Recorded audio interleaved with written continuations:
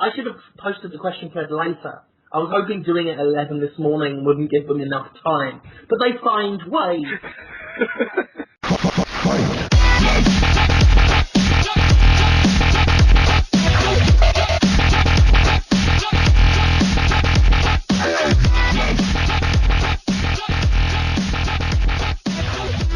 Ladies and gentlemen, welcome to Podtoid episode number 169, I think. Probably, whatever. Ain't got time for this. We've got questions to answer.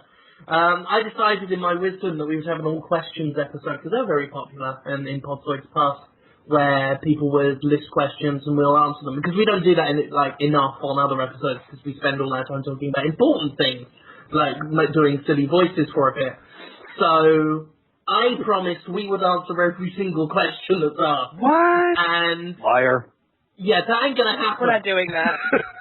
Caroline did some math, and she found out that at the last count, it would take us how long? Almost 3 hours. Almost 3 hours. And if we spent 1 minute on each question. And none of you people will. I don't even have to look at the questions, and I know that none of you people have asked anything worse than saying 3 hours for. Okay, I love you, but you're not worth 3 hours of my life.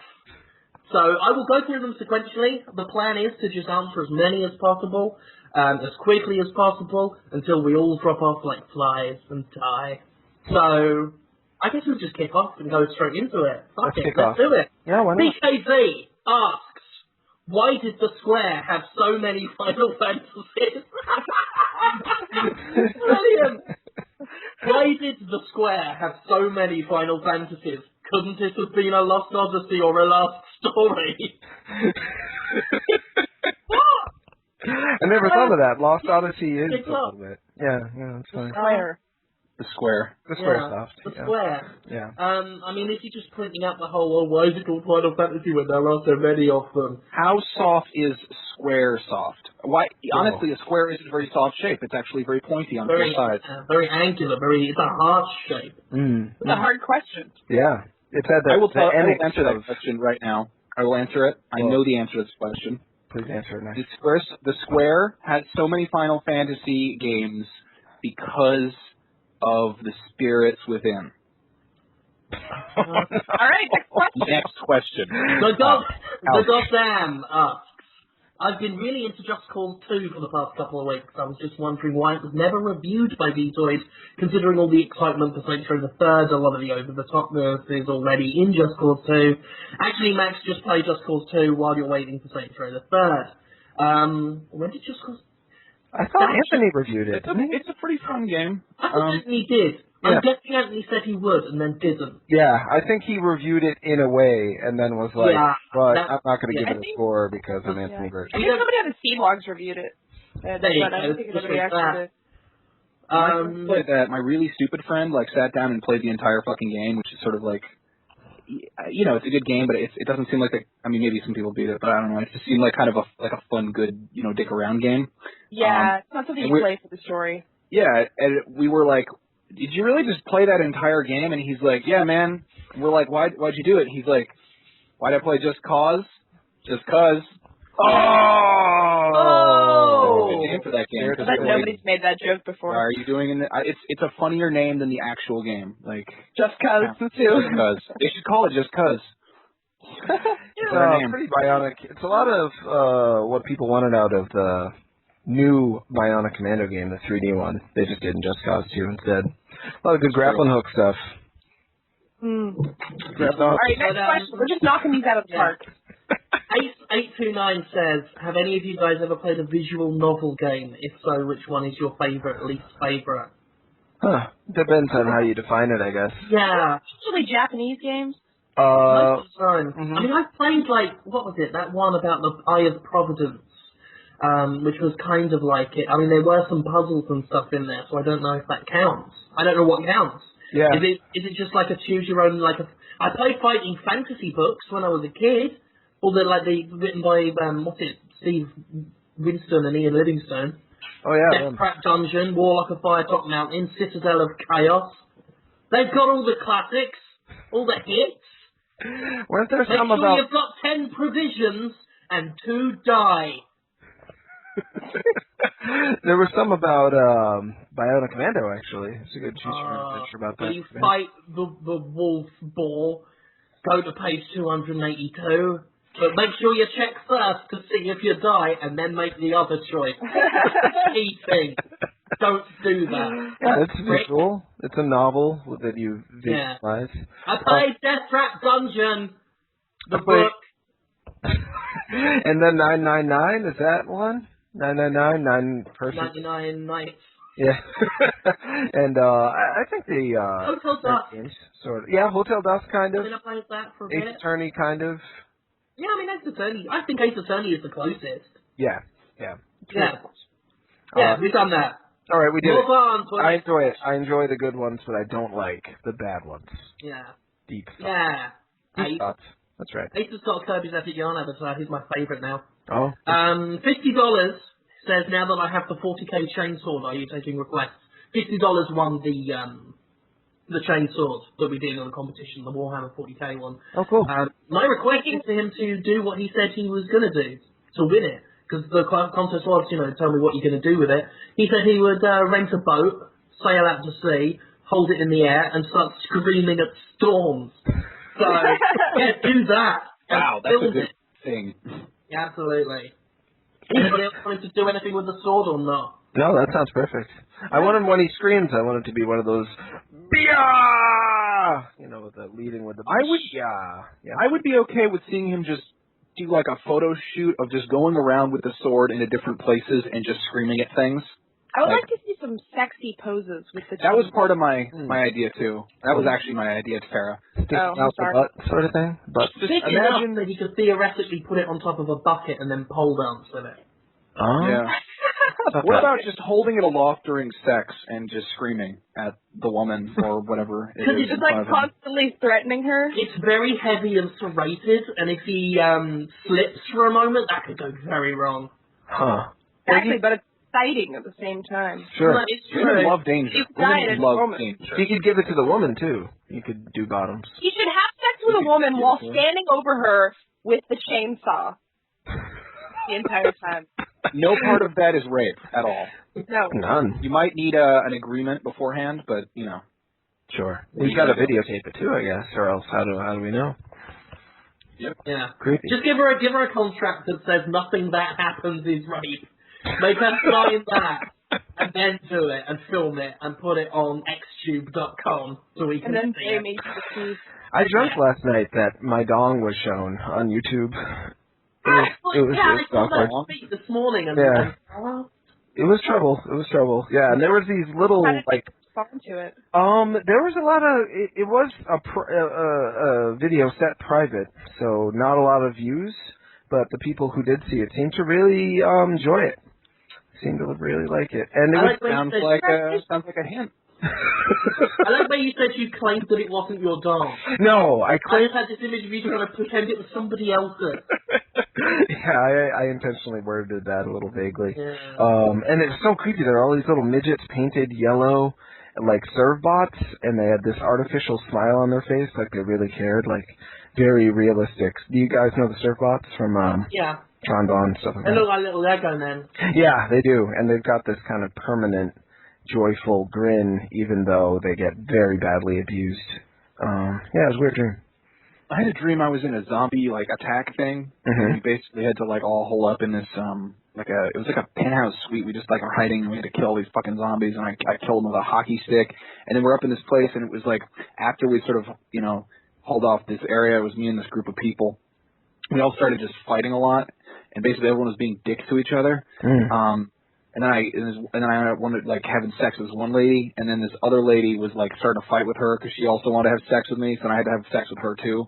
Sounds very and then everyone just started killing each other, so I escaped and went to a different place where they were hiding out. And this guy was like, "Did you eat that Panda Express?" And I was like, "What?" And he's like, "Everyone ate that Panda Express, and it made them really sick. Here, drink this." And I'm like, "I didn't eat the Panda Express." And he's like, "I did. I was shitting blood everywhere."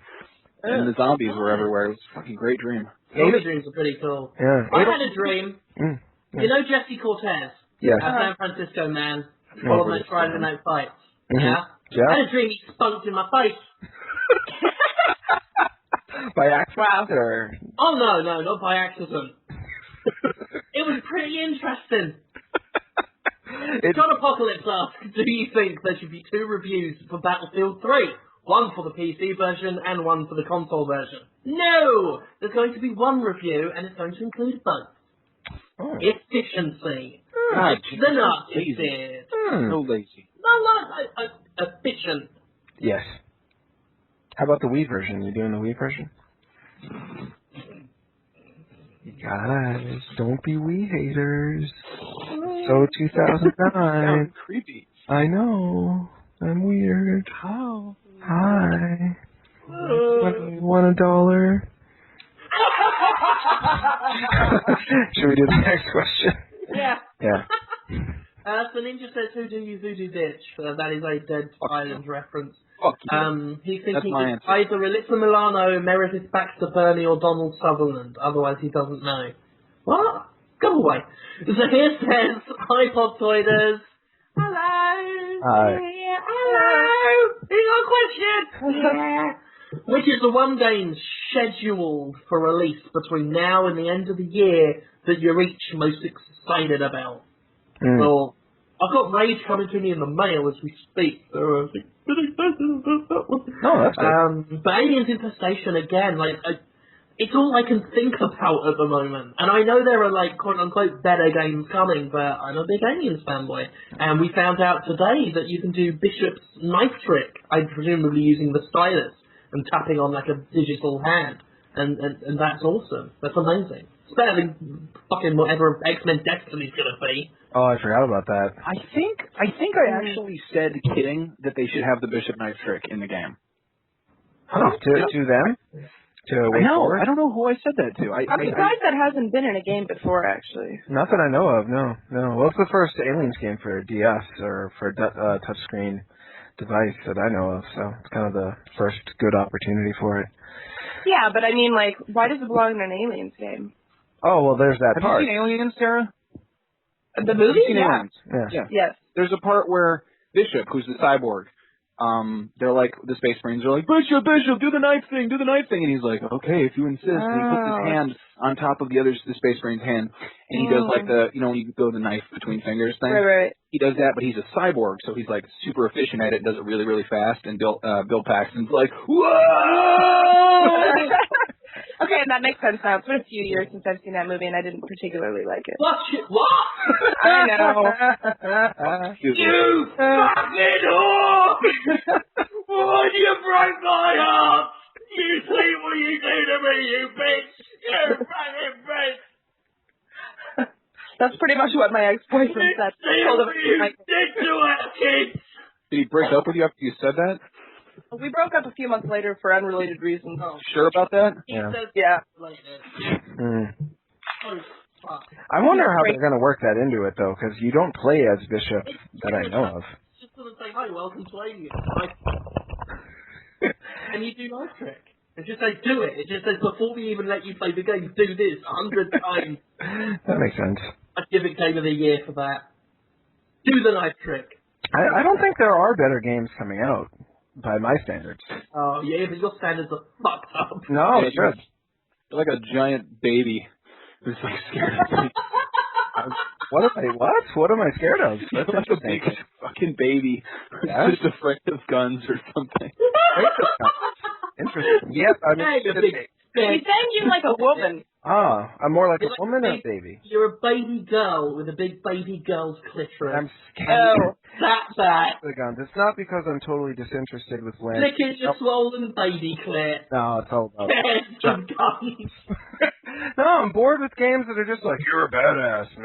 I mean, how many times have I done that already? Move on. Ooh. That was a very Sweet Valley High of you. Yeah, I know. Tommy was so... Oh, move on. Oh, in the way. Rather Okay. play back on the wetty. That's a good game right there.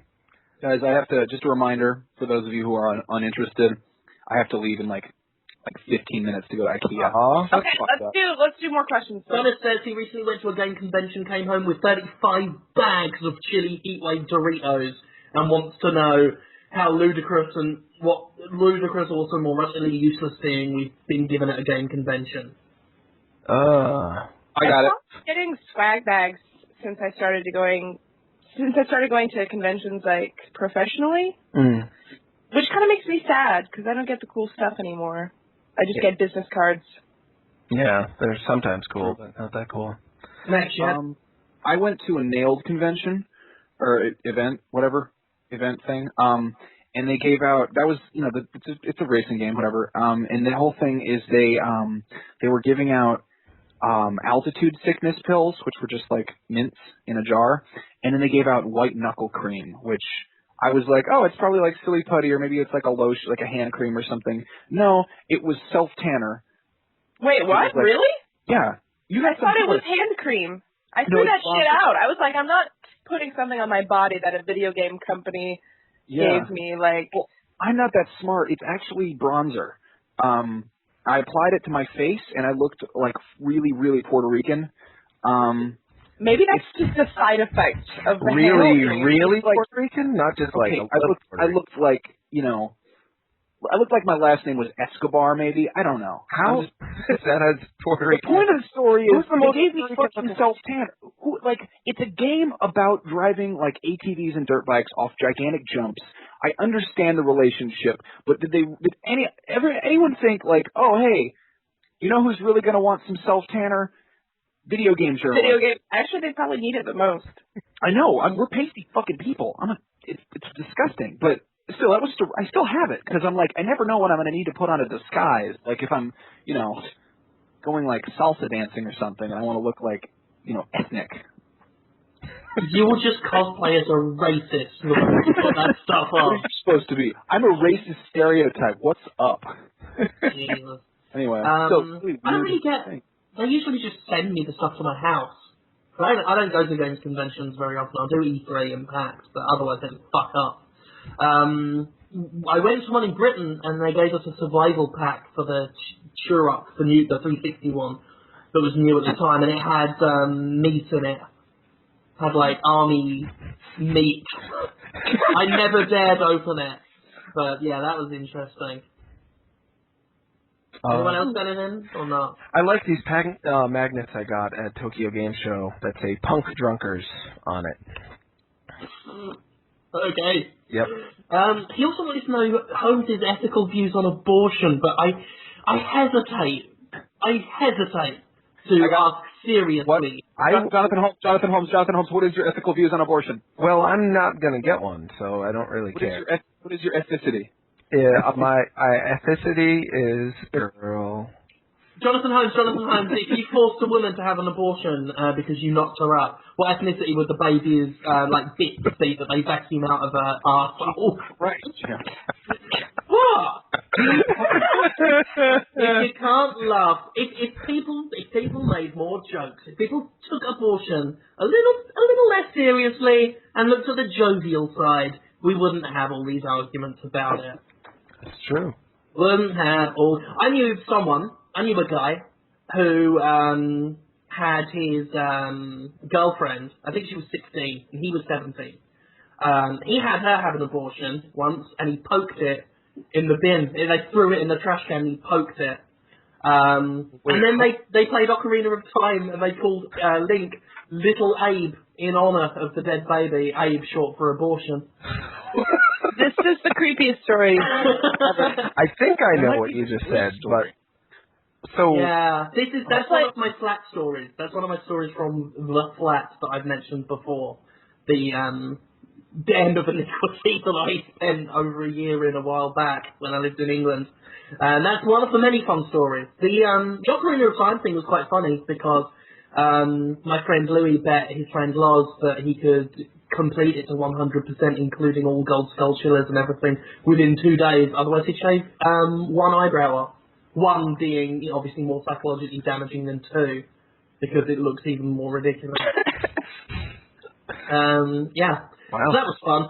Ultramarine Carriot says, does it amuse or sadden anyone that the games Square publishes now, that the Western market embraces, are not Japanese role-playing games, but games like Deus Ex and Just Cause? I personally think it's brilliant. So he likes that they do these Western games that people love. But are we saddened that they don't latch on to JRPGs? They do still, though, right? They latch on to Final Fantasy. Yeah, and they've got Bravely Default coming out in 3DS. Yeah, that looks really good. Oh, they're not talking about what Square Enix publishes. Okay. It's what Square Enix publishes that the Western market latches onto. He's asking, are we sad that the only thing Western gamers care about are the Western games that Square puts out? Apart from, obviously, Final Fantasy, because that's an anomaly. Like, that is something else. Well, I don't really think that's true. I mean, I think Western games are going to do well in the West. They're designed for Westerners by Westerners who can understand our culture better. But the Japanese games that Square Enix is putting out are still doing okay, right? Is there some, like, sudden disaster I didn't notice? I mean, it's not that there's a disaster, it's just that, I mean, Dragon Quest, it does okay in Britain and the US, but nowhere near what Final Fantasy does. JRPGs are predominantly incredibly popular in Japan still, and people believe that JRPGs are this huge genre in the West just because of Final Fantasy. Right. But no other JRPG does what Final Fantasy does out here. Well, when I first started playing JRPGs, they were obscure and weird, and most people didn't like them, and that made sense to me because they don't appeal to, well, Western aesthetic in a lot of ways. But I still like them. As long as they make their money back, then they'll keep making them.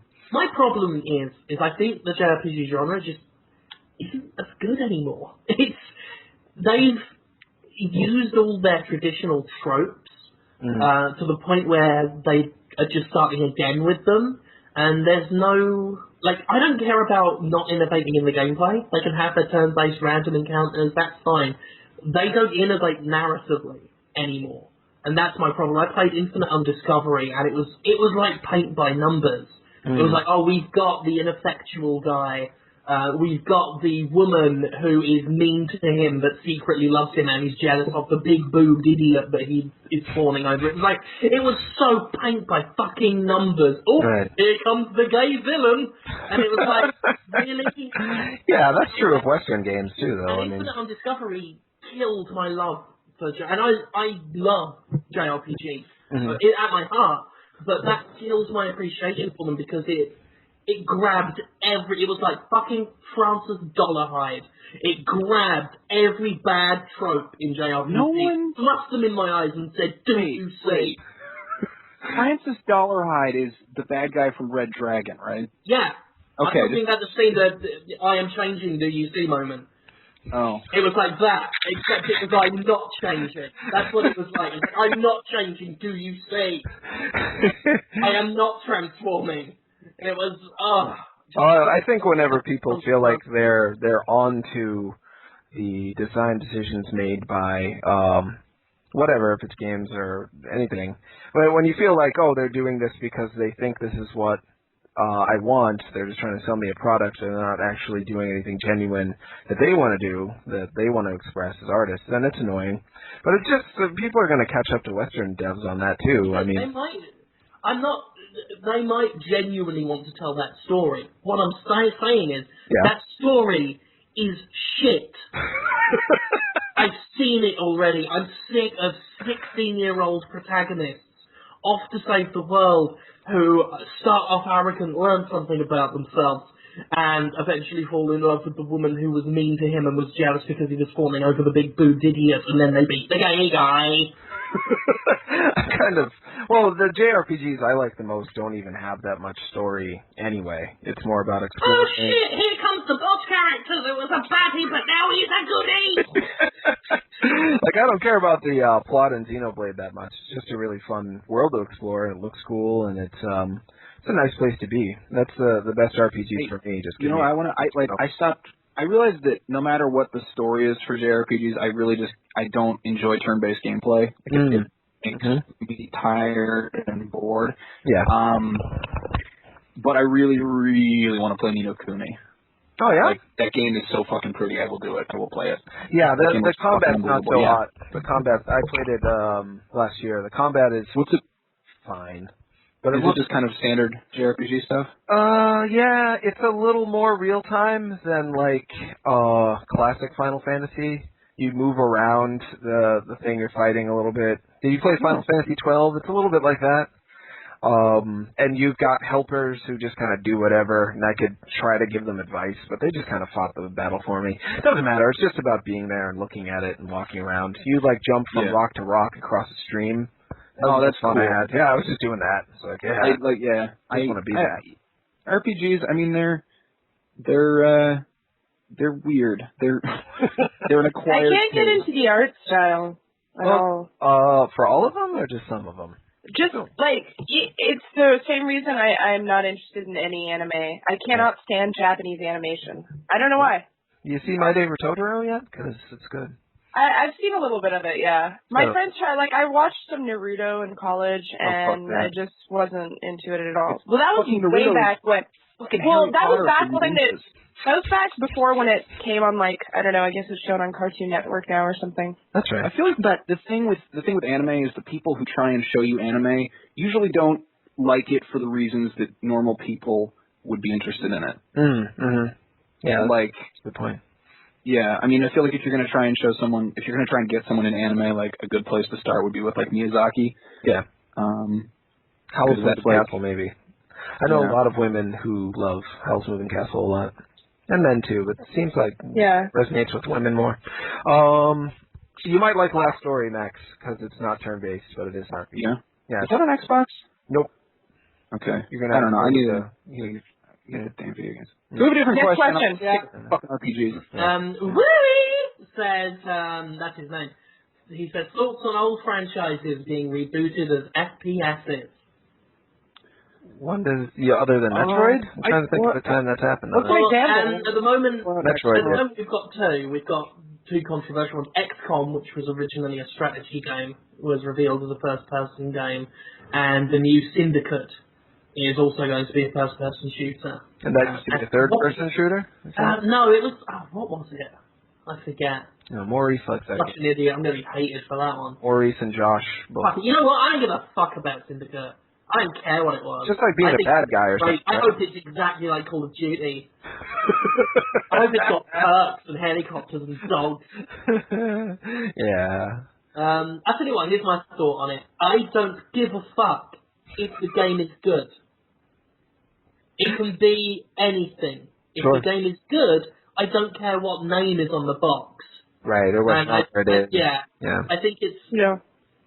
It's silly to care that much. I mean, I get it. I guess if you don't like first-person shooters, but you loved XCOM, and you got excited for a new XCOM, then it's like, well, this is a genre I don't like. I get it. Well, what's so special about XCOM, really? Is there anything that's special about XCOM? I don't know. I'll be honest. It's the original XCOM was not my thing. It was a very menus, micromanagement. We've got to prepare our defenses. The aliens are coming, and like the graphics were like just a blue shape. It was very, very lo-fi. I'm talking very, very low, sort of. It's like 1991. And it was basically like you are defending Earth from aliens. And it was a very, very like in-depth strategy thing. And it has a huge following and a lot of respect. My father-in-law is like a huge XCOM fanatic. What? Really? Yeah. Wow. I think what's interesting is sorry, do you want my extended family to answer to you, Holmes? I don't believe you. I think you're fibbing. What? I think you're just fabricating some evidence. Fucking dare you! God damn it, Holmes! How? In all my life, of all the years we've known each other, I still remember you when you were Tron nuts and I dragged you up from that dad! He's still Tron nuts, though. Yeah, on Twitter I am, yeah. What? How did that name arise? I was a member of SureYouCan.com, where everyone was named like Death Tiger and Spits Venom and rips you limb from limb. Just this brutal, mean community. Cool name. Yeah, they were tough guys on the internet. And I was like, I just don't want to be like these guys at all. In fact, I want to make them feel less cool just from knowing me. So I'm going to call myself Don Knotts, who's just like the least hip and cool with the angry teens guy I could think of. And then after a while, I got bored of it, so I thought Tron Knotts was funnier. So I put Tron, I put Don Knotts' face on Tron from the movie Tron. So you posed as Don Knotts on the internet? For a while, yeah. I used a really old, like sickly picture of him too, just to make people feel like they were old and sick and worthless. And now look at you. Now look at women on videos. Yeah. Yeah. Yeah. No. The women love it. Yeah. Women love but it. yeah, I mean, just to go back to the question, I understand if you don't like FPSs and you're sad you can't play these games. That's perfectly acceptable. Well, can't they just go play the game they already like? Well, they can do that. Yeah. But No, they can't. but my thought is, I like the FPS genre, and my only concern beyond that fact is it a good FPS? The name attached to it means nothing to me, until I see what the game is like. Yeah, I think people need to remember that just because new games are coming out that you don't like, and this is true in movies too, new anything, remakes of movies that you like, or sequels that you don't want to see made, it doesn't take away the old movie that you have. You can still watch that, and if you like that's the entire point of a column I'm actually working on for Flixist about Star Wars and how, like, I still consider myself a Star Wars fan. It's just I'm a fan of the Star Wars from 15 years ago. Right. That's an uncommon sentiment, though. It's actually very controversial. The thing is, I can see why people get upset when a franchise gets completely rebooted, because it means it will probably never return to its roots. Sure. And when they see it as an FPS, they go, no.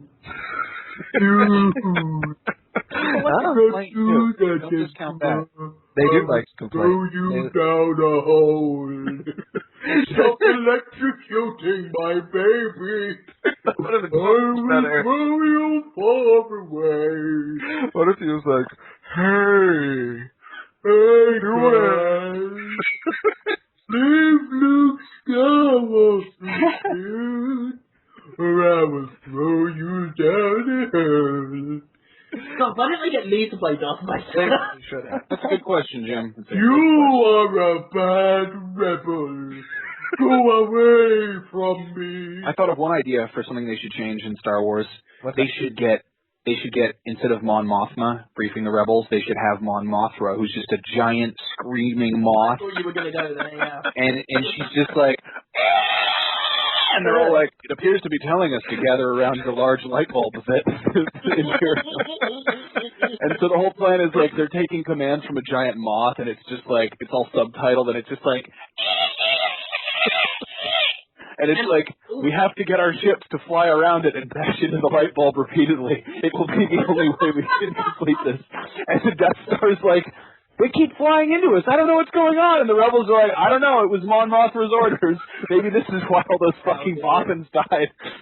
And instead of Grand Moff Tarkin, they could have Grand Moff Dokkan. Oh, fuck. Grand Dokkan? Like a duck? No, like a band Dokkan. Oh, Dokkan. They're rocking over there. Grand Moff Tarkin. And, it would just be the same exact thing, except he'd be trying to protect the giant light bulb, and he'd be like, no, the light bulb is mine! The rebels, I just think the moths are funny as shit. They are funny. They're like bees that can't hurt you. They're great. I hate moths. I don't love so moths. fucking I funny. consider them the rats of the insect world. But rats aren't bad either. They get a bad Oh, fuck them. They're alright. There was some poop. They're the rats of the animal kingdom. My mother kept pet moths for a while. Big green ones, the size of a shoe. Whoa. Your mother, Jane, did she also dance around listening to Q Lazarus? Probably. She had to tuck her penis between her legs, I know that much. Oh,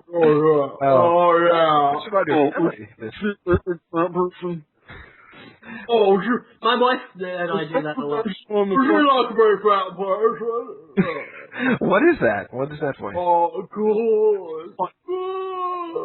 Fucking Ted Levine got an Oscar for that role, and I'm so glad because You don't overplay them! Is this Silence of the Lambs? Is that what that is? Yep. that is Silence of the Lambs. Films from far away. Guys, I have to go now. I'll miss you, Max. have to go, so I'm just gonna say, Max. just gonna say this once.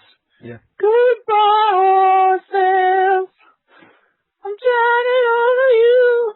Goodbye. That's the song he sings when he tucks his genitals back to become more like a woman. Oh, good one. Oh, People well. only know the bit. It's a good movie. It's pretty good. Anyway, Yeah. I'll talk to you guys later. Bye, Max. Yeah. All right, later. You know what? Get cabinets and shit. Good luck. Bye. It sounded a lot like the same voice. am your dad. Do you know that scene in True Lies when Jamie Lee Curtis is talking to Arnold Schwarzenegger and he's been drugged? And she's like, Harry, are you okay? Wait, Harry? True Lies, starring Arnold Schwarzenegger and Jamie Lee Curtis. It's not the best. The other day. You watch what now, Commando? Yeah, you're acting like you've never seen it before. I kind of. It was like seeing it for the first time, because the last time I watched Commando I was like 6 years old. Right.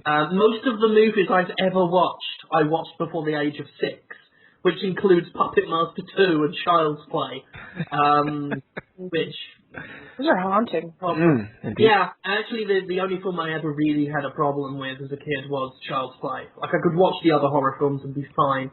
No, actually, Child's Play and the bit with the nuke, Linda Hamilton's dream in Terminator. Oh, yeah, it's pretty scary. Yeah. That bit fucked me up for a while. And watched all of them before I was 6. So a lot of films I watch now, it's like I had seen them, but it's like seeing them like for the first time. Oh, sure. So the only bits I remembered from Commando were him chopping wood at the beginning and him chucking grenades around like an idiot at the mansion at the end. Fun film though, fun film. He does a lot of great stuff in that movie. It is a good film. He'll throw like 30 guys off of him at once and then just pick help. Lift up cars, Yeah. moves. It's great. They don't make them like that anymore. Yeah. They did. What were we saying about having to answer these questions quickly? Oh, yeah, let's do that. Tabernaco says, do you think that Blizzard is heading in the right direction with game quote-unquote features that seem like cash grabs? For example, dividing StarCraft 2 into 3 $60 games and the real money auctions in Diablo 3.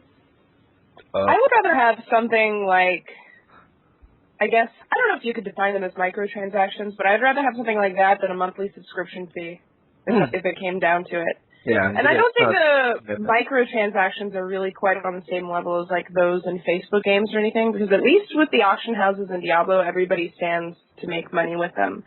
Unless you're the guy like excessively buying swords and shit. Yeah, I mean, those people will exist. Like, they're going to buy it, whether it's done through Diablo or not. So I think it's better even that they're kind of regulating it. Yeah, I mean, I'm really interested in Diablo 3. The auction thing it doesn't interest me at all. And as far as I can tell, I can safely ignore it. Which is always my thing. It's like, I'm interested in free-to-play models. I think it's a unique and it's a direction that has some potential if done right and not done by EA ever. Or Namco Bandai for that matter. But at the same time, it's like, give me an option I can live without, and then if I really like your game, I might spend some money. I might. So, we'll see how it goes. But at the same time, it's like, my problem at the moment is you're still sticking to these $60 price points and trying to do this. I'd rather you lower those prices because $60 isn't something you should be... That really shouldn't be the standard at this point in generation, at this point in time. And for you to do that and have your day one launch DLC and your online passes and your real money auctions and, it like mounts up. It's like, dude, calm down. I do feel like they're trying to drown us in content.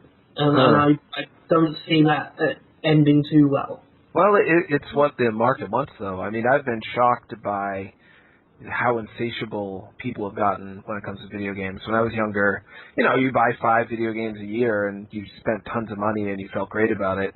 These days, people buy 5 video games a month or sometimes even a week, and they can't get enough. And I don't know how. Constantly. Well, they're always trading them in. They're not $60 titles either. Yeah, they're waiting for price drops, and they're bringing games in and trading them in. They're not keeping games anymore. The idea of like buying a game that's worth owning for more than a year, like a lot of people just can't even grasp that concept. That's all it's about. Obviously, as a big defender of used games, I encourage that. I think that's a fair. Like they're $60, and there's so many coming out, and for consumers to have at least that one avenue, I think it's good. Sure. Yeah, it's good to have the option. It's a shame that they're trying to get rid of that one element that consumers still control. I ranted about that enough, but sure. Yeah, as far as Blizzard goes, it's like, I mean, they're doing it because they can. I can barely fault them. Sure, people love their stuff. And if people enjoy the games enough, if it's worth the money to them, I don't really see where the harm in that is. I mean, the 3 StarCrafts, like having 3 different StarCraft 2s for each race, most people stick to one race anyway, so it's not really going to affect them. And B, it's less insidious than Pokemon. With its 2 games every, 2 years. Sure. So, I ain't got a problem with that. Yeah. You know about those people that hack a Pokemon cartridge? So all the Pokemon are caught, and then they sell it on the internet for $100, and people buy it. Isn't that weird? Yeah, it's crazy that people do that, and they buy it. They're like, "Oh, gotta have that little pink guy." Buying it, yeah. The Pokemon guys. Have you ever smelled someone who smells like phlegm? Ew. Oh! I have. Oh, that's one of my worst, smells. Yeah, it is a bad smell. I was, the thought of saliva makes me want to throw up. No, it's phlegm they smell like, not saliva. Anything. You know when you got a bad cold and you can, taste it and smell it? Yeah. They smell like that from a distance. When I was standing in line at a Pokemon event back before they had online distribution of Pokemon, so you had to go get your new Pokemon, your event Pokemon, on the Game Boy cartridge. I was in line with a guy that smelled just like phlegm, and he was wet, and he had, every single, sapphire and ruby and emerald. Holmes, you were at a Pokemon event. Yeah. You could have just said that and said you saw a guy, and everyone would have imagined a phlegmy, wet prick. And there was 18-year-olds with his girlfriend, and they were practically supermodels. They were good-looking, fun. You never saw that. They were trading with people. There was a really beautiful African-American woman who was 9 feet tall, and she was like, "I only trade shinies." I'm like, I only have one shiny. She's like, "Let's trade now." And she's like Grace Jones, except sexier with long hair. Yeah, she's great. I wish we were friends. Let's find her and date her. I'd love to. She seemed pretty neat. And we will date her. Yeah. 9 foot tall African American lady who trades shinies. Only shinies. Will you date us, please? Thank you. Yeah, she was cool. Havoc Fang says, we're still on the first page. Havoc Fang says, if you could have a game documentary made about your lives, who would you want to make it? I'd like to see a Quantic Dream-made game about the life of Max, or a Monster Hunter hug 'em up for Jonathan. Also, when he says game documentary, I guess a video game about our lives. What's a hug 'em up? What? I don't know, but it sounds adorable. Yeah, I'd play that hug 'em up. I think taking it from Monster Hunter, I guess you've got to find people in the wild and hunt them down and hug them. Oh, that sounds so cute. Yeah, the hugging was good in Boy in the Slub on the Wii. It was a good hug game. I'd want my game to be made by the writer and co-producer of Earthbound and Mother 3. I'd want him to try to sum up my life in RPG form. That'd be fun. I think a game about my life would probably be a lot like a Hello Kitty MMO. I made one of those, right? Yeah, it was on a Magic Island. Everything would be adorable. And nothing bad would ever happen. Do you have a pet? You don't have a pet, do you, Tara? No, I don't have a pet. We can't have pets in our apartment. Yeah. I'd like you to have a pet, though. I want a cat, but I'm also allergic, so... Oh, that's hard to win. Yeah. Yeah. It's hard to win that one. How about you, Jim? I think the only people who could probably do a good job of a game about my life would be Volition. The Saints Row lads. Oh, yeah. Just do Saints Row and put me in it. In fact, Saints Row 2 with the Cockney voice option is practically it. They more or less did it. I'd like to see David Cage do a story about your life and just take everything really seriously. But you being like, oh God, the blog didn't save. You know, just like in the depths of sorrow about being a destructive writer. It'd be good. You have to move the 6 axis to make him put his hand up to his hands. I'd be really sad about the blog not saving. I think it's going to say a lot about human emotion and what it says to us as gamers and players and watchers of entertainment. It's like a movie. It's like a movie. I'm David Cage. I'm the author of video games. Got a big penis. I could get it out. I could show you my penis, and you'll look at it, and it'll tell you a lot about yourself, a lot about the human condition, a lot about your life. And I think that my penis, huge and hairy as it is, speaks a lot and talks to us all and touches everyone. My penis has really touched a lot of guys. Is this your Tommy Wiseau impression? No, they're both French strange people though, so it's pretty close. Doesn't he have a director's chair too, David Cage? He like sits in a director's chair while he's he put himself in Fahrenheit stroke Indigo Prophecy, the game before Heavy Rain, in the tutorial, and it was set in a digital movie set, and he was the director of the movie. Why didn't he just make movies? I don't get it. They're right there. He's not talented enough. Not talented. The guy is a shit writer. He can't make films. He knows this, and he thinks that video games represent the low-hanging fruit. I'm talking for him. I'm being very presumptuous. Let's have it across, though. But I mean, look what happened. He made Heavy Rain, a game that, if it were a film, would be laughed out of any movie theater. And video game people said it was the best video game story of all time. Yeah, they did. Because they're so desperate to have a game that they can call art, they will take the last turkey in the shop and say it tastes like free-range pheasant. I've been trying to figure this out for a long time, because people I'm doing a position on it. I ought to do it.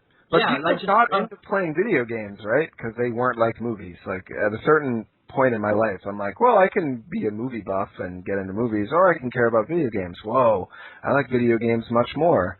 I don't think they're mutually exclusive. No, but, you know, when you have to value your time and dedicate your analytical thinking and whatnot, I decided on video games over movies for a variety of reasons. Then you get all these people that supposedly dedicate themselves to video games, but they seem so desperate for video games to just become movies. I don't understand why they don't just... there are a few writers in this industry who I think are like what I think Cage is like, in that video games represented an easy way in for them, and they'd rather be talking about music or films or lifestyle or Japan or just like anything that isn't games. Right. I think there are some people that just they don't seem to be that interested in games, but to them it's an easy writing gig. And it is, the barrier for entry is a lot easier to penetrate the games than the others, I will grant you, because it's started a lot more on the internet, so anyone can have a go. Sure. And that's true of films and music as well, but you don't get quite as good an opportunity to get an audience as you do with gaming. Not that I'm saying, it's easy to be a popular games writer, because some people work incredibly hard, and I'm very lucky to associate myself with a lot of people that do. You see how hard Dale North's been fucking working since he took over as editor-in-chief, and you'll know that some of us work damn hard. But at the same time, I think a lot of people do see it as an easy street, and I wouldn't be surprised if there were a few wannabe film directors that see video games as that way. And it's hard to fault them when you can turn up like a childishly written game like Heavy Rain and have people call it the best story of all time. Yeah. But only, it seems to me that it's mostly the game journalists you just described who also wish they were writing about movies. I think there are some that they're so desperate for games to be taken as seriously as movies, not because they are Not because they care about games so much as they care about themselves and they want to tell their mothers that they do have a real job. Right, and, right. You know, they want games to be art not for game's sake, but for their own sake. Yeah, indeed. Well, it's hard for me to relate with those guys. Yeah. Just saying. Tara, thoughts? I can't remember what the question was anymore. No. Yeah. I think we answered it. I think we answered the question. We answered it. Great. We did. Great. We didn't answer the second part of the question, which was what would be in your perfect games soundtrack. Oh, I didn't even hear that part. What? What? That was a follow-up to the what would be like the game about your life. Okay.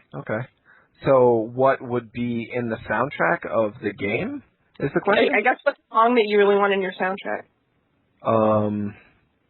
There's a lot of songs. The Mary Tyler Moore theme song, definitely. You know what I always thought would be good in a game, even though it's kind of overplayed now, is that song Lux Aeterna.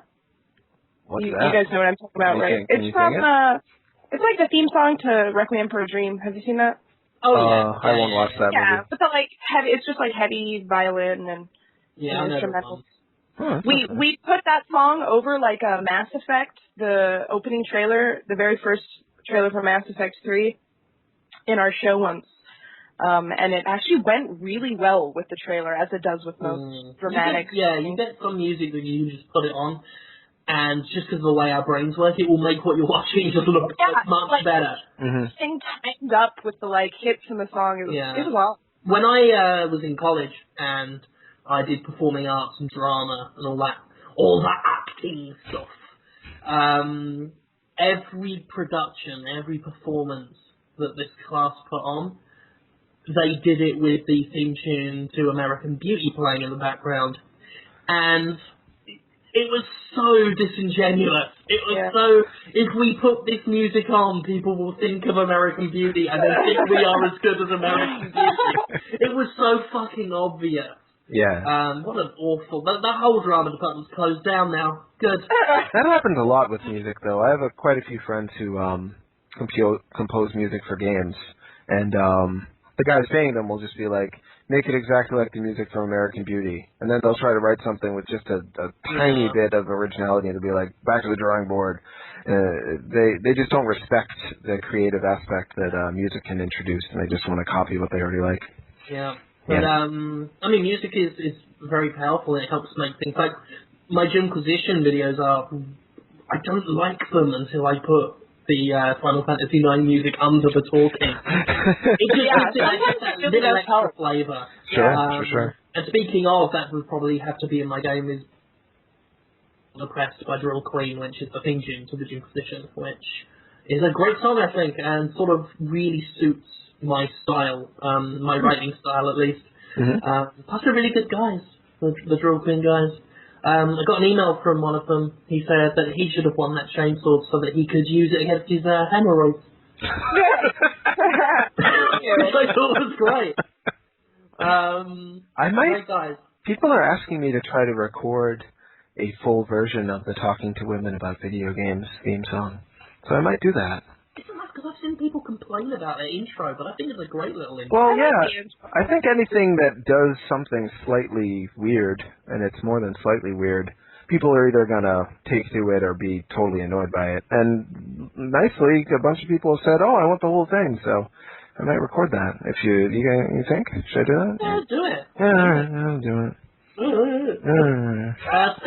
Seb Productions has, I guess it's a fairly vanilla question. No offense, Seb. But he says, if you can pick only 5 games to take to a deserted island, what games do you choose? Okay. Should I answer that? I guess that's all right. Let's all do it. Resident Evil 4, Bit Trip Complete, Mega Man 2, I can't decide which Contra. Definitely a Contra. And maybe Ikaruga, because you can just keep playing that. Yeah, that's maybe I'm not going to stick with that for sure. Oh, I need No More Heroes too, as well. That's tough. I'd probably choose Fallout 3, Borderlands, Sonic and Knuckles, either Streets of Rage or Streets of Rage 2, and probably something like Oblivion, since that has pretty much infinite replay value, and I've actually kind of gotten into it recently in my preparations for Skyrim. So, yeah. That's good. I think that's 5. I think that's 5, yeah. Call of Duty 3, Call of Duty 4, Modern Warfare, Call of Duty Modern Warfare 2. That's it. Yeah. You don't even need 5. No, I'd say Sonic the Hedgehog 2, Silent Hill 2, Deadly Premonition. What's another one I think I always play? I'll go Skyrim as well. No, not Skyrim. Yeah, Skyrim. I'll have that. I don't even care if it's not out yet. And Aliens Extermination, the arcade machine. I might have to go back and arcade machine with you to a deserted island. He never said I couldn't. I might have to go back and add We Love Katamari. We Heart Katamari. The music is just so good. You love Katamari. We actually have that. We have that here, even though we don't own PS2. You just have that disc flying around? Yeah, I inherited a few games from Nero, and a lot of them are for systems we don't even own. I should buy you. We no longer have Wii in our house. I should send you one then. Yeah, we've got actually a ton of Wii games that we can't even play right now. This is disappointing. I will send you a Wii and a PS2 then. Okay, I'm going to go to the bathroom. Okay. I'll be right back. Win-win. You get 3 consoles and a PS2. I wonder if I'm ever going to do that sarcastic old man thing on this podcast. You will. You think so? Maybe next week. You'll be lost in this episode. No, I don't want to do it now. No. Did Tara go? She's peeing, yeah. Unless slash. Yeah. Wandering Pixel says, if you could go on a 2-week vacation to any video game world, where would you want to go? And where would you not want to go? Oh, that's hard. There's a lot of great video games out there. Do you have anything off the top of your head? Oh, definitely. Yeah, what's that? Definitely. Fucking Dreamland. Oh, fucking Kirby. Fucking Kirby's Dreamland. Fucking hanging out with King DDD. And Waddle Dee. Waddle Doo. You was having sex. DDD was sexing up. I guess I didn't miss much. He was having sex with him, Waddle Dee. As DDD. Oh, that Sears tag. Yeah. I don't know Sears. They've been selling these really shitty third-party knockoffs. And they've got what looks like King DDD pleasuring himself with a Waddle Dee. Yeah. I bet he did waddle when he was done with him. Oh, did you get it or not? I'll cut the out. You gonna get Kirby's Return to Dreamland there, Jim? Yeah. Yeah, on the Wii. Nintendo. You know this. Yeah, I thought you liked Kirby. I'm a bugger for Kirby. I fucking love Kirby. That would be a good one for you. Yeah. You played it already at events and stuff? I haven't. No. I'm really looking forward to it though. I want to play. No one else wants to, but I want to play as Waddle Dee.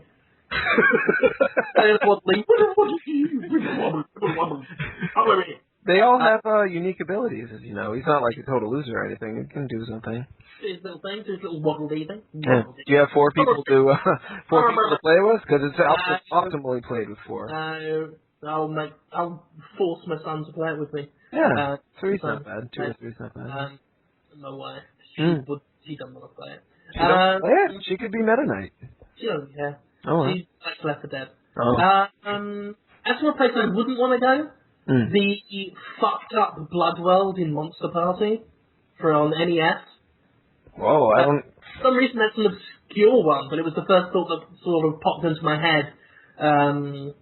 The classic little side-scrolling NES game Monster Party, which is famous, of course, for halfway through one of the levels, it just suddenly flashes, and this lovely, cute little, like, Mario-esque platform world is suddenly dripping in blood and skulls. And it was quite controversial at the time. I should play that. That's before ESRB, so they're just like, oh, well, I guess the kids will just play that. Those are the days. Yeah. But Tara, you just joined us. We were asking If you could go on a 2-week vacation to any video game world, where would you like to go and where would you not like to go? I think I'd like to visit the 50s in LA Noire, and I probably wouldn't want to go anywhere in the Fallout series or in Journey, even though it's kind of beautiful. I would not want to be there for 2 weeks. Or Earthworm Jim. I just remember that awful tire level, and I fucking hated it. That's the you're bouncing around on the tire, that one? Yeah, you bounce around on the tires, and you grab onto things and zip line and shit. Yeah, that game's fun game, but... Yeah, it's pretty hard, though. Yeah. Yeah. I don't know. I'd like to go to the Xenoblade land. That's my latest land that I really like. There's so many, though. I can't name all the places I'd like to go, but yeah, Xenoblade's pretty neat. And I wouldn't want to go to Dead Island. I don't want to play that game, really, nor do I want to go to that land where you punch a zombie every once in a while and then just look for juice boxes for people. I'm puzzled by the popularity of that game. It's kind of like, really? It's not terrible. It's just kind of like, just doing that? Just doing those fetch quests? Really? Yeah. Is it fun, secretly? I just didn't know. It gets grating after a while. Yeah. And also, like, once you realize the magnitude of what you're doing, you realize it's kind of dumb. The thing is, for me, it's not about the fetch quests. It's a loot game, you know? It's a loot game, and I like loot games. You know, it's got that sensibility of Borderlands or Diablo or, like, a dungeon crawling RPG almost, where, you know, you pick up different weapons with all these different stats and you try to get the rare ones, and, you know, it's got that driving collectathon sort of thing to it. It's a very basic, very base design trick, but it works. It works on me almost all the time. Yeah, you told me once you actually liked Animal Crossing, but you stopped playing it because you just thought it was the thing is, eating your life away. I didn't like Animal Crossing. Okay. I played it obsessively. I thought about Animal Crossing all the time. And then, like, after I don't know, 2 months, I was like, I haven't had a moment's fun. What have I done? And then I sort of put it down, and I've not touched it since. But every now and then I think, I'll play Animal Crossing a bit. I can get Wild World or City Folk or whatever the fuck it's called, and get a wee speak and talk to the whole family on it. And then I'm like, no. I played Animal Crossing on the Wii with Ashley Davis a couple of times. It's pretty awesome. She got really aggressive. She just tried to kill me with an axe. I'm gonna play it again now. It's fun with Ashley Davis. Oh God, Tom Nook. Tom Nook, I've got some apples to sell you. Will you let me have a roof for my house? That's all you do. That's all you do in that game. I love it. I want a hat. I want a hat from a porcupine. Oh, a new rabbit has moved into my town. I will go over and say hello, and maybe she will give me a chair in the shape of a leaf. Jim, I was going to try to, as soon as I'm done with talking to women about video games for a little while, I'm going to try to make another show called Teenage Pokemon. Oh, yeah. And I'd like you to be on it and talk about Animal Crossing. I would be on it. Okay. We'll figure that out. I want to do more, like, voiceover type things. Yeah, it's a strictly voiceover show. I auditioned for Screw Attack's Death Battle cartoon series. You got on it, right? Starscream. Yeah. They went with someone who sounded a bit more like, with a bit more of a convincing American accent to be the main Starscream, but I played Starscream's ghost at the end. Oh, that was you? Doing all the, I'm invisible! All that sort of stuff. That was great. I just want to be Starscream all the time. Who doesn't? Maybe they can let me be it in a game. Maybe Activision can get me to play him in the next War for so. That's fine. I can do it. Like, hello, look at me. They would get... Megatron! Oh, you dirty bastard! I would guess at least 50 to 100,000 more people would buy the next Transformers game if you did the voice for Starscream. Money in the bank. And how much do you want them to pay you? Like $20? Yeah, I'll do it for 20 bucks. Just pay my travel money and buy me a sandwich. Yeah, so that's money in the bank for them. They should just. There is so much I would do for a sandwich. Me too. Like cheese and Branston pickle. Or soy butter on good bread. Soy butter. Whoa, what's that? Soy butter is like substitute peanut butter, which I can't have normal peanut butter because one day I woke up and decided to have an allergy. Oh no. And I used to love peanut butter, but it might even be safe for me to eat it, but I don't want to hedge my bets. Sure. Have you had sesame butter? Sesame seed butter? No, I have not. I've just soy butter. That cashew butter is delicious. I haven't had that. Cashew is what kills me. That's the worst. Butter good too. I scraped the side off of half a cashew nut, and that put me in the hospital. Oh, that's how I found out that I ended up with a fucking map of Europe on my face in a rash. My eyes closed up, and I fell over, vomiting everywhere. Oh, man. But while I was vomiting and losing my eyesight, all I could think about was, I've got to close the flap at the back. I am fat. Don't see my ass. Not my priorities. Yeah. My priorities. Guess we should do that next question there. Yeah. Well, Wandering Pixel did also ask, do you think video game reviews would be better or worse without a score? The reviews themselves wouldn't change at all, but about 50% of you would pay attention to them, so... Shinobi13 says, Dear Jim, why do you hate Steamtoid and its challenges? I don't hate Steamtoid, I can't be online when I turn Steam on, because I get, IMs, and I just don't have time for, I like hanging out with Detroit people on Steam. I don't have the time, I'm sorry. I can try and make efforts to do more. I try. It's hard, isn't it? I'm never on. Whenever I sign on to Steam, I immediately go offline. Yeah. I just don't like chatting online anymore. I feel like I've kind of hit that age where I don't enjoy it anymore. I've always been at that age. I was too old for it when it started already. I used to be on AIM 24/7 in high school. Oh, not me, man. No, I love talking to the readers. I love talking to just people about games. But if I did that to the extent that I would have to talk to everyone, that's all I do. I think it's hard for the readers to sometimes know how much fear we have all the time of not getting our stuff done on time. Like, I'm in fear right now while I'm doing this podcast. I'm like, oh, do I have the review ready to go? Do I have someone who can help me shoot the next video I'm doing? Like, right now I'm always like that. I mean, maybe an hour a week, I finally got everything done, and then it all starts over again. So it's just tough to fit time in to have fun, really, when all you do is work. Me. Just talking about me, for the readers. I can't wait to read your post on your latest Talking to Women about video games. Oh, I saw the video already. Yeah. But I saw the first paragraph of the post. You talk about that show that we found on YouTube last year. I do talk about the weird foreign chicks who could barely speak English in bikinis reading video game news. And they're holding fake guns. Yeah. Yeah. It's tough. It's tough to watch. I'm really glad that our show has now surpassed that. Yeah, in terms of I don't think they're still around. It was called Pimp TV, and they were clever. No, it's still around. Oh, they're still doing that, Pimp? I saw an episode the other day. Oh, that's too bad. I mean, maybe people like it. Maybe it's great. Maybe maybe they changed the name of it, but... Yeah. Oh, no, wait. This is a different one I saw. There's two? There's apparently two now. Okay.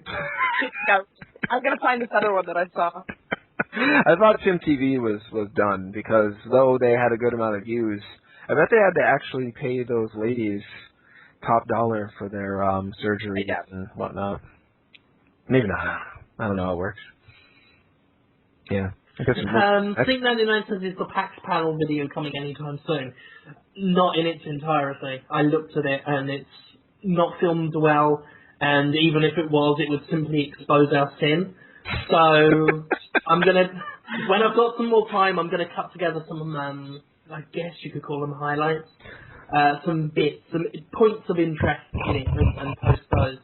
Somebody recently emailed us and said that the PowerPoint you gave at that panel was fantastic, and he wanted to kind of talk us up about how to do good PowerPoint. Was there an awesome PowerPoint presentation, that panel? What is he talking about? I don't know. I think he saw a different panel.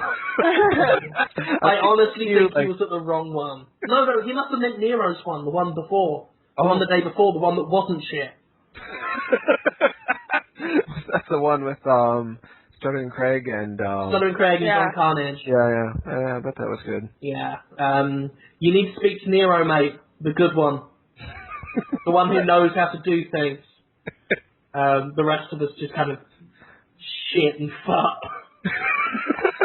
Modest Machine says, be 100% honest, how was it working with Tommy Wiseau? We didn't really work with him. No, we didn't work with him. I mean, I'll be 100% honest. Weird. It was awkward. I felt amazing. The guy is standoffish and was obviously being, like, he had handlers. Yeah. Nice people, you know, they were lovely people, but he was kind of, to be honest, I think they filmed that show the day before it went up. I don't think. Dude, okay, I was gonna ask, what did you guys think of it? Because I thought it was awful. Really? Yeah. It made me laugh. But then they did Freddy Krueger straight after, and I'm like, dude, they're pushing him so hard. And I don't think it can sustain a weekly thing. I just laughed once during. Yeah. I don't see a long future for it. Because I don't think Tommy has the patience for it, especially as clearly everything he told us about loving games is bollocks because he didn't understand a thing about them. We asked what his favorite game was, and he said, I have one, but I'm not going to tell you. Next question. Yeah, but he also, I asked him who Willem Dafoe was, you know, one of the most famous actors in the world, and he said, I don't know. Is he an actor? He doesn't know stuff.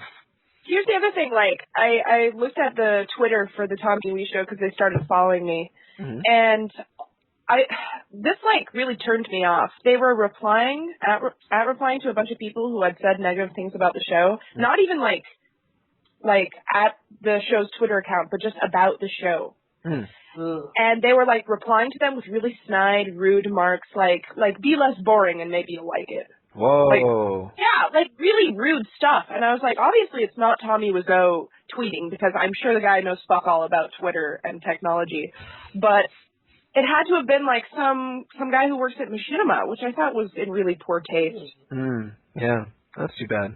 I don't know. Yeah. I mean, the first episode, it made me laugh in points just because Tommy Wiseau talking shit is funny, but too much Tommy, I don't think is going to be funny for me for very long. Right. Yeah. And the fact they did 2 videos in one day, it's like, dude, this isn't a man whose principal joke is his accent is funny. You don't want to keep doing it. Like, I think that show would be better off as a monthly thing, but to do it a week with bonus videos, it's overkill. And I mean, maybe the views will keep up because I mean, a lot of people say they're sick of all sorts of popular shows now, but they still get the same views. Sure. I think some people watch things out of habit, but I don't even think Tommy's going to stick with it. He strikes me as the kind of man that gets bored and moves on very quickly. I think he has higher ambitions overall, so if it takes up too much of his time, he's going to ditch it. I think he'll do anything to get, known, which is fair enough. Fair enough. But as soon as he gets a movie deal or something, he's out of that, I'm sure. Yeah. But, it won't make the 1,000. I mean, I know they were being mostly joking.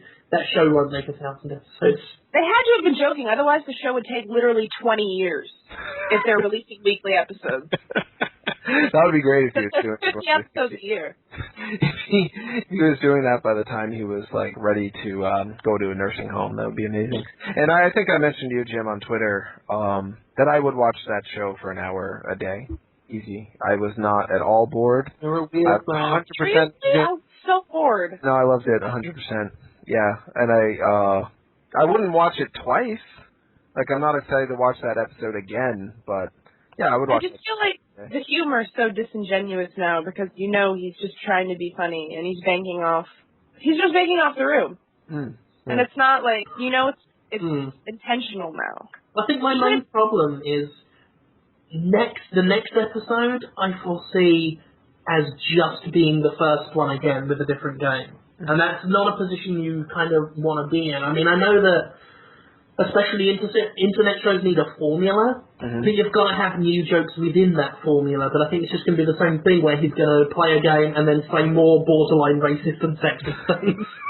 Yeah, well, it seems like what they did was just had him sit down and do that like 5 times, and then took the best comments out of that and edited them together into a clip. Yeah, sign me up. Because it didn't really seem like his jokes were very scripted. No, I think it seemed genuine to me. I don't know. Even the dialogue that was written by the alien part, who I guess was played by the creator Brock, wasn't engaging at all. I was completely sold on it. I was on the. I can't tell if you're trolling, Holmes. I'm not. I really can't. I was into it. I was 100% into it. And see, I'm right in the middle. I'm like between you guys. It's like I liked it, and then I kind of. I'm not sure. I think the second episode's going to cement it for me. It's like if it's exactly the same as last week, I'll see no reason to come back because I've got the joke, you know. Sure. And that's the thing you've always got to run the risk of. I know the video game show that I've done, which was kind of similar in that it was a guy that didn't know anything about games doing a game show, except of course I do know about games and it was falsified. Right. I mean that always ran the risk of doing the same joke every episode, and sometimes you've got to be very careful of that, but. Especially with the fact that what Tommy Wiseau does isn't a joke, per se. The joke is that it's not a joke, and to do that every week... I mean, that's why The Room was so popular, because it was a surprise. And I really liked The House That Drips Blood on Alex, which was his next sort of short internet film. That was also a surprise, because it was comedy done intentionally, and I was like, well, I didn't know Tommy Wiseau was capable of intentional comedy. And there's Joey Greco being hilarious. So that was fun. This one, it was like less of a surprise because I kind of knew what he was going to do. And it was still, you know, I laughed when he was like, you know, oh, you got big boobs, so you think you're clever. See, so I can't laugh at that because he reminds me of, like, a creepy grandfather. Yeah, I have to guess. My wife was Creepy racist grandfather. My wife was a little concerned because she's always been a big fan of The Room, and she sort of has that same fascination with Tommy Wiseau as I did. But she was like, you know, he does seem to have a genuine contempt for women, calling them little lesbians just because they were women, and the big boob comment, and obviously The Room is clearly about how women are evil and manipulative and fuck good men like Tommy Wiseau over. And it was a bit alarming. It was a bit, is that a real issue or is he just being French? I don't know. Well, I never thought I was gonna, you know, be best friends with Tommy Wiseau, so, I mean, that's okay. There's no way that guy is French. His accent is not French at all. He's Eastern European. He has to. No, it is French. What happened is he is American. Tommy Wiseau is American. He was born here. He was born here, then he moved to France for a long time. So he's kind of got this weird bastardized accent. There is another guy who has a very similar accent, I think, and it comes from this sort of, you know, living in 2 different countries with 2 different languages. You end up with this weird melty language. But yeah, anyway, that's... I know people who lived in France and they speak nothing like that. No, I mean, they've got a proper French accent. He's got this weird sort of American French thing going on. I think he's just on a lot of drugs because his eyes are always like 75% closed. Yeah, that very well could be. He takes like 8 bars of Xanax every day. I think it's highly likely. Yeah, and knowing a lot of people who are on drugs, he fits the profile. It's true. Yeah, indeed. I'm not going to read the rest of his question since it's taken so long. Noir says, if we were beings in Adventure Time, what would we be?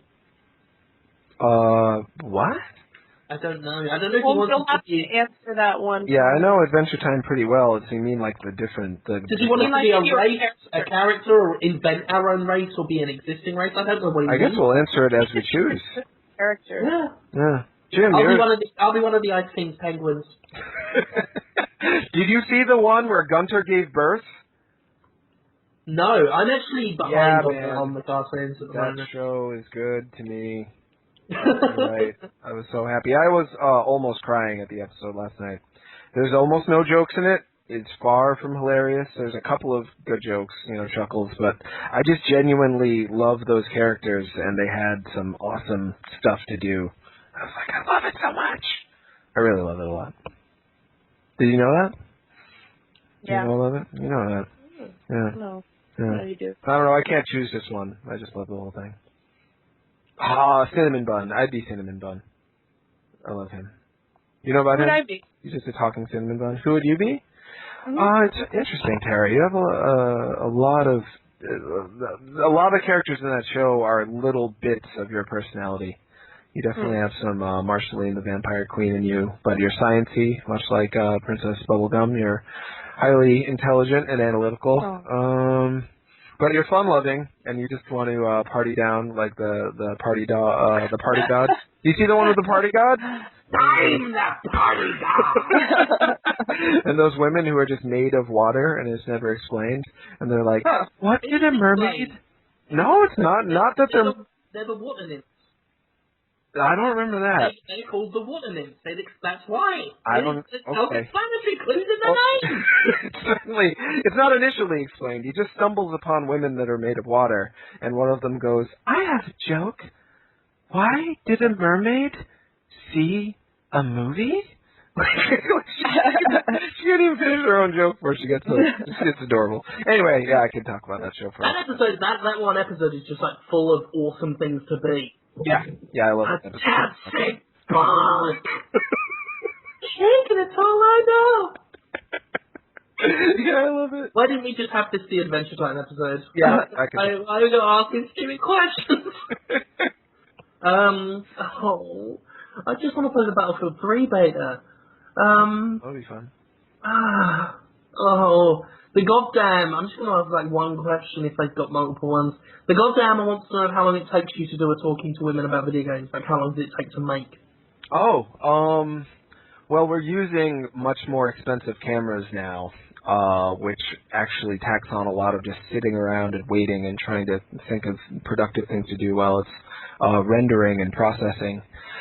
But in terms of what you see, my friend and video producer Andy will set up the shot a little bit. He'll set up the cameras. It'll take them like 20 minutes, and then you shoot it, and we don't really edit it all that much. Maybe if somebody sounds really stupid and they say, "Oh, take that part out. I sounded stupid," then we'll take that out for them. But generally, it's just what you see is what you get. The last one we shot in one take, and then we add the intro and stuff like that, and the sound effects, and we added a graphic.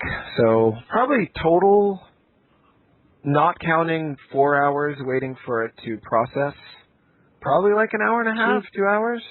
No. Maybe. That's good. No, it's not bad. That's why That's fast. a lot of people have complained, like, hey, why don't you do Constructoid anymore? Because each episode of Constructoid took me like 30 hours to make. Jesus. Yeah. It's too much. Yeah. Video I love is doing a big money make. Like, video makes good money depending on where you go, but it's not 30 hours worth at the moment. And Constructoid was not popular. No. Already talking to women about video. It did okay. It did okay, but the title of Talking to Women grabs you a lot more. Yeah, so that's probably why I'm sure you just get a lot of like YouTube hits just from people searching women video games. Yeah, I would imagine. Constructoid is actually named by Max Scoville. Mm-hmm. So what a shit man he is. Oh, I love that. What a wrong idiot. I owe him. Only joke. He's good. He's good people. Yeah. But Talking to Women is a good show. Oh, thanks. Yeah, yeah. I'm trying to.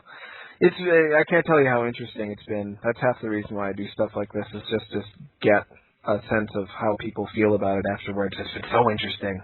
The stuff I've heard. Wow.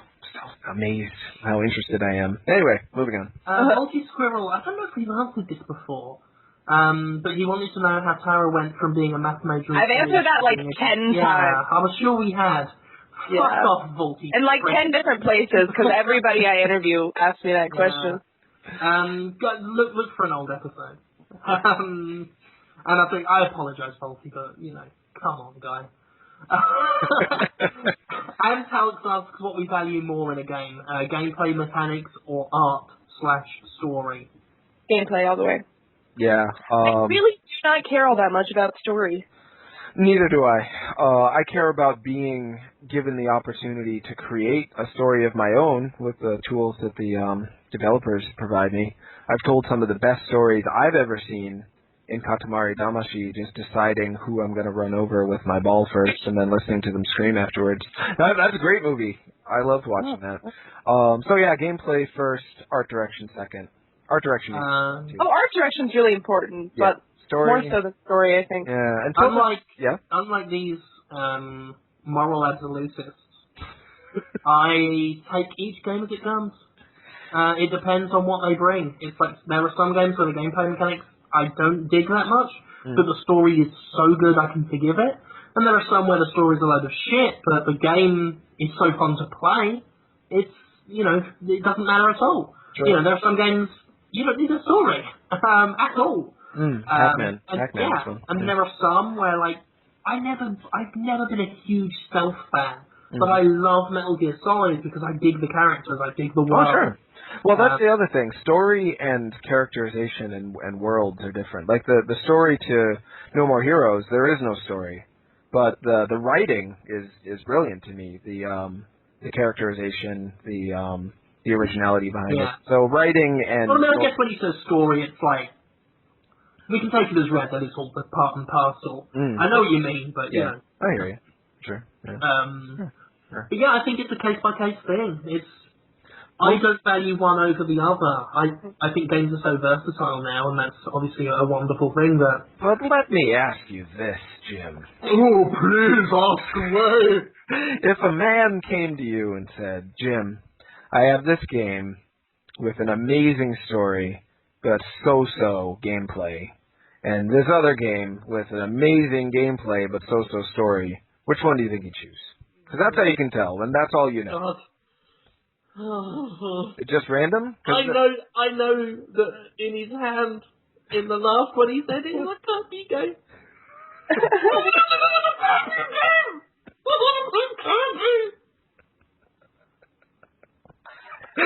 And then actually bouncing up and down like a big wobbly pig. Alright, well I guess you just deconstructed my fucking worldview. I tried. Yeah. Omegadon Skyson says, what doth life? Stop wasting our time, Omegadon. What does that even mean, what? Omegadon, you fucking you stupid mess. Jonathan says, Jim, you are now President of America. How would you make the next 8 years? And you will get a second term, the greatest 8 years America has ever experienced. I would force all the major news networks to close down and just live stream BBC to get some actual fucking news. Now, is the BBC for profit, or is that more or less just funded by BBC is funded by viewers. I really think that they've got to stop. Things that shouldn't be for profit anymore are food, school, and news. Because once people start doing those things just for money, you get McDonald's, you get, tabloid news. I'm not going to name anything because it's going to insult people if I say Fox News. So we do the news. Yeah, you do the news, and you should be paid. But you should be paid by an impartial third party. I don't do the news, though. I blog. Right. And I'm lucky enough to get paid to do it. I do the news. I mean, the thing is, people try and do that, like equate what I do to like Fox News and stuff. One of the major differences is my words don't influence people to decide what happens to poor people. And, people that can't afford medical treatment. It doesn't influence people's belief systems as to whether or not someone can get an abortion or not. I just talk about whether I like a video game or not. Sure. So it's not quite as, it doesn't have the social responsibility that someone who comes out and says, we do unbiased news. If you say that, do unbiased news. I've never claimed that. People who read my stuff know what they're getting by now. And, that goes for their pundits. Like, Fox can have its pundits. Glenn Beck can go out and have his opinions because we know that he's not claiming fact, Yeah. Although he does bring up some pretty spurious things that he tries to pass off as fact, but at least He's never claimed to be a, quote, opinion. journalist, though, has he? He's just an editorialist, right?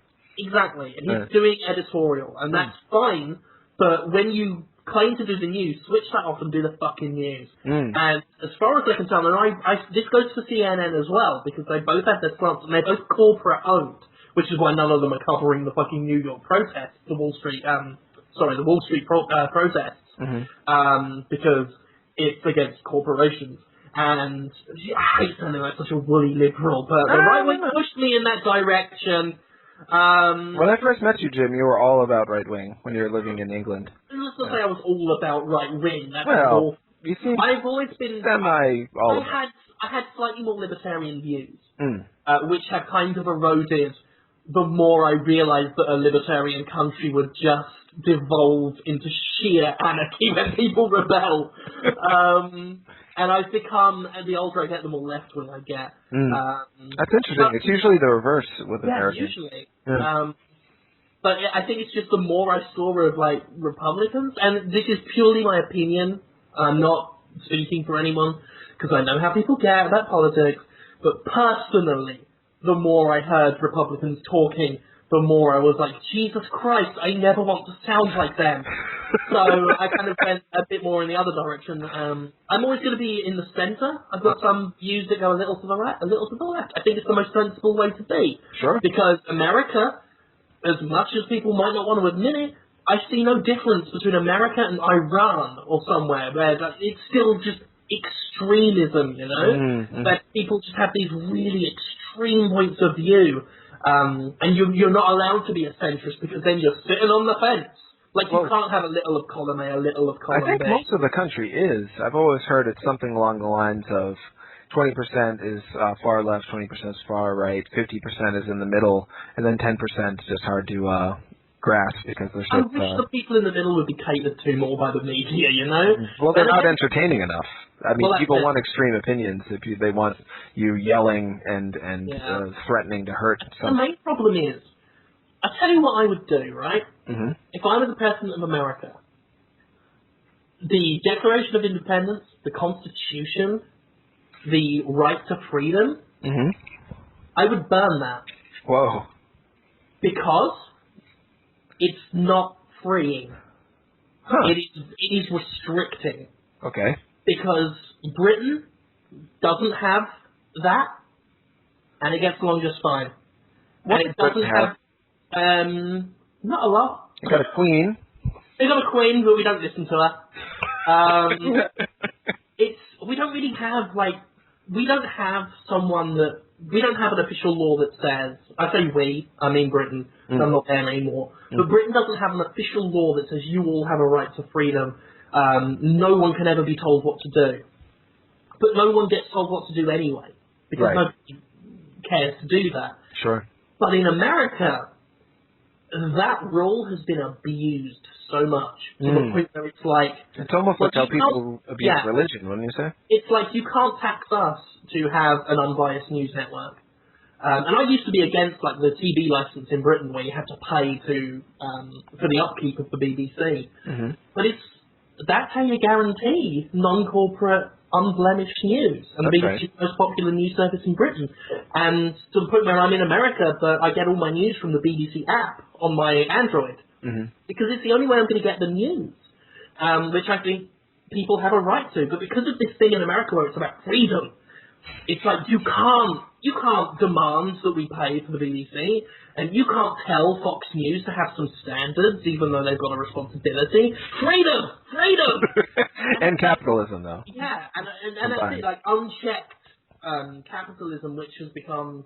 And I've got no problem with capitalism, like, as a thing, but there should be some caps, you know? Just there are certain areas that shouldn't be. Degenerating into excess. Yeah, I agree. And I think that's the problem. Unchecked, quote-unquote, freedom has sort of led to this excess. And I think that could be a problem. And I'm not talking about going the opposite direction and going to, like, communism and all that shit. But look at what Britain does. Do a little bit more of that. Right. Because that's going to make a lot of people angry. Because America right now reminds me of Britain in the 1980s. Oh, Thatcher? Thatcher's Britain. She liked Reagan a lot, everybody. Yeah, she likes Reagan and she likes to take tea with General Pinochet. So that's not that good. Yeah, but Britain's got good. over that hump, and both the right and the left have become a lot more centrist now. It's not perfect. The Conservatives can still be fucking shit, and Labour can be a bunch of hypocrites.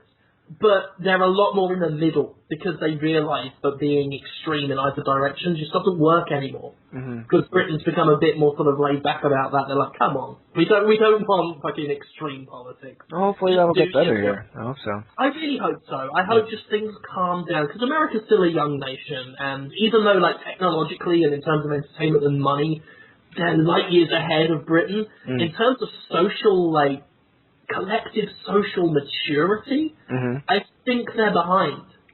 And I don't mean that as an insult to any American. I really hope that nothing I've said has insulted anyone, because I'm trying to be serious and honest here for once. Sure. I see America as a young nation with a lot of growing up to do. Yeah. And I hope it happens, and because I do love this country. I think this is a fantastic nation, and fuck, this has been a boring 10 minutes. If you took everything you just said and replaced America with the word Nintendo and with, like Valve or something, it would have been a video game stock, and that would have been beautiful too. Yeah. That bit I said about burning the Constitution. You remember when you said that a few minutes ago? Listeners, just don't bring that up to other people, because that's going to get me in trouble. I'm not telling you to go out and burn the Constitution. But you were president. You also said president of America. If I was the president of America, that's I would... North and South. Yeah, I would be like... Whole half of it. I would just... You know what? I would make one law. If I was the president of America, which is just calm the fuck down. And there we go. I'm sorry for that. It went very political, and I know... It's delightful to be with you, Jim, and feel your feelings and hear your thoughts. I know some people just, they don't want politics in their Destructoids and their Podtoids. I'm sorry. They'll be okay. Hope you found it interesting. I did. Palindrome I said, Jonathan Holmes, as presumably the only one in the group who likes fighting games, do you think that Western... Again, it's a West-East thing. Do you think that Western gamers should extend their horizons in terms of fighting games, i.e. playing more air dashers like Melty Blood, Lesbu, Arcana Heart, etc., and not just playing Capcom and Namco stuff? Do you have any ideas how the community as a whole could improve? Interesting. Is he saying that he thinks that Capcom and Namco games are more Western than, let's say, Blaze Blue or Melty Blood? I wouldn't say more... I don't think he means like the games are more Western, but the Western gamers have embraced the big names, and they don't quite go into things like Melty Blood and Skullgirls and Aquapaza and, all these little obscure ones. When they think fighting games, they think Tekken or Street Fighter. Sure. Well, it's similar as to what's going on in the competitive first-person shooter arena, which is people just want to play whichever game everyone else is playing so they can have the broadest range of competition and be more likely to be able to play with their friends. So, that's why everyone plays Call of Duty, not because it's so much better than all the other great competitive first-person shooters, just because that's what everyone's doing. So everyone's playing Street Fighter, so, I'll buy Street Fighter too, even though they might actually prefer Blaze Blue or Melty Blood. I think it's kind of like It's kind of like Facebook and G+. Exactly. Like G+ is better, but nobody's using it. Right, so because everyone else is. Yeah, exactly. I think Street Fighter is going to burn out pretty soon, unfortunately. They're doing exactly what they said they wouldn't do, which is drown it in its own competition. Capcom murdered the Street Fighter franchise by just competing against themselves too much. They were putting out a new Street Fighter game every, 3 months, and now they're putting out Ultimate Marvel vs. Capcom 3 in the same year they put out regular Marvel vs. Capcom 3, and then there's a revision of Street Fighter 4 coming out next year, and there's also Street Fighter Cross Tekken that's coming out next year, and they're burning themselves out too quick again. I think that's going to cause people to try to move on to new things relatively quickly. I think next year somebody could come out with an innovative new fighting game that's relatively are substantially more innovative than Street Fighter 4 was, and I think the audience is getting ready for that. Because Street Fighter 4 was really just Street Fighter 2 some more, and that's what the retro audience wanted. But I think that they're ready for the next big thing, an actual evolution in how fighting games are played, as opposed to kind of a advanced remake. That's my thought, off the top of my head. Why did I say I'd burn the Constitution? Bite me in the arse. Sort of fighting games, lol. Oh, they're pretty good.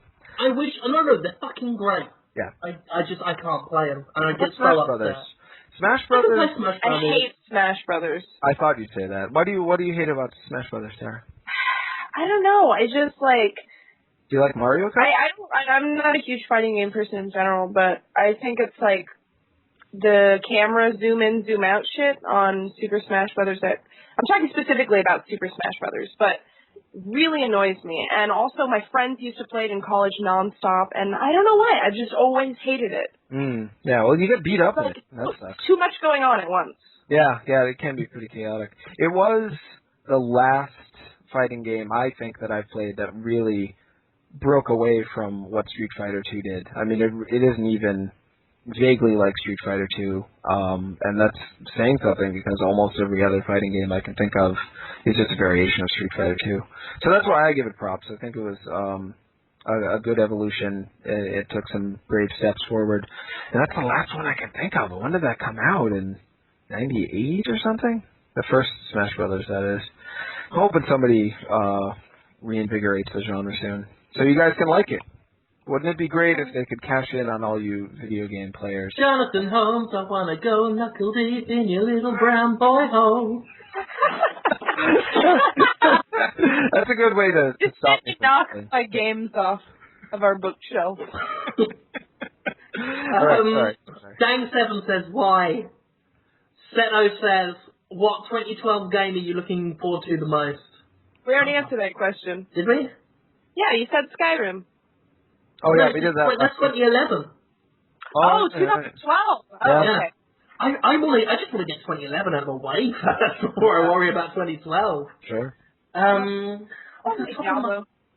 Diablo's good. Off the top of my head, Kingdoms of Amalur Reckoning looks really good. Bioshock Infinite. I know there's another, but I can't remember it right now. So, Prototype 2. I'm quite looking forward to that one as well. Yeah, that'll be good. Will it? Actually? I don't know. Maybe not. Who knows? I mean, I like the first one. Yeah. Lollipop Chainsaw for me.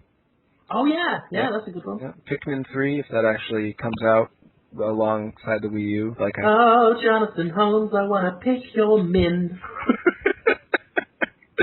I'm looking forward, even though I was just kind of dogging it, I am actually looking forward to Street Fighter Cross Tekken a lot. I think that'll be more my taste for a fighting game. I like Street Fighter, Super Street Fighter 4 a ton, but I do prefer a little bit more fast-paced and a little bit more combo crazy, so that'll be good.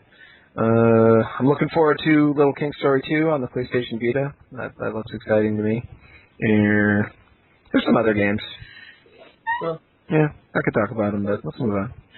Onyx Leo, he says if any of us going to be at Comic-Con. I don't know. I think so. We usually have New York Comic Con? Yeah. I think Dale's going to be there. And Dale usually goes.